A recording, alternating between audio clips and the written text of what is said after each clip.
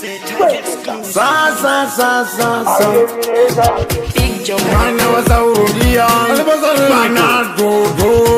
Kaishinge zaikanisika Upenyu kukanikika Kimbiri ndaisi andavaka Kuitira pandi nosoka Agagare sauro Manangu karaneke papa Tita vita iwe ntwe solo Saka kimbiri Iyu chaivaka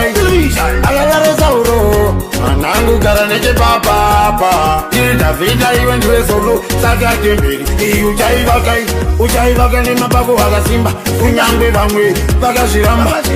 Jera zikumba Vachamira Tangari nzumba Ori wise men from the east Uchakisa kufura cannabis Chingwa chinoiva chinoisi Saka ndakumboita karesi Agagare sauro Manangu karaneke papa Tita vita iwe ntwe solo Saka kimbiri Iyu chaivaka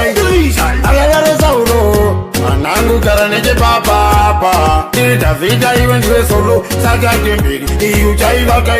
Ucharuna uchisimuka Vamwe vachati wakuvurika Vuruko Katoroko Vamwe vakuti saskam Ngalide naiwe dudu Zvipakiro chakuruva sesimbi Vika nesimbi Urimbo Urimuyimbi Agagare sauro Manangu karaneke papa Tita vita iwe ntwe solo Saka kimbiri Iyu chaivaka Agagare sauro Manangu karaneke papa Tita vita iwe ntwe solo Saka kimbiri Iyu chaivaka Uchaivaka ni mapako wakasimba Unyangwe vangwe vakashiramba Jera zikumba Vachamira Tangari nzumba Ori wise men from the east Uchakisa kufura cannabis Chingwa chinoiva chinoisi Saka ndakumboita karesi Agagare sauro Manangu karaneke papa Tita vita iwe ntwe solo Saka kimbiri Iyu chaivaka Agagare sauro Manangu karaneke papa Tita vita iwe ntwe solo Saka kimbiri Iyu chaivaka Ucharuna uchisimuka Vamwe vachati wakuvurika Vuruko Katoroko Vamwe vakuti saskam Ngalide naiwe dudu Zvipakiro chakuruva sesimbi Vika nesimbi Urimbo Urimuyimbi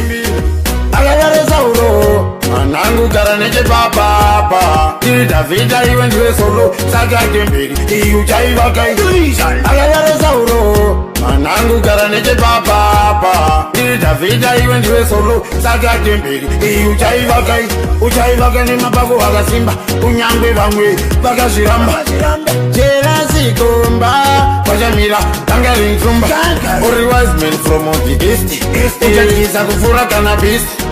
Chingwa chinoiva chinoisi Saka ndakumboita karesi Agagare sauro Manangu karaneke papa Tita vita iwe ntwe solo Saka kimbiri Iyu chaivaka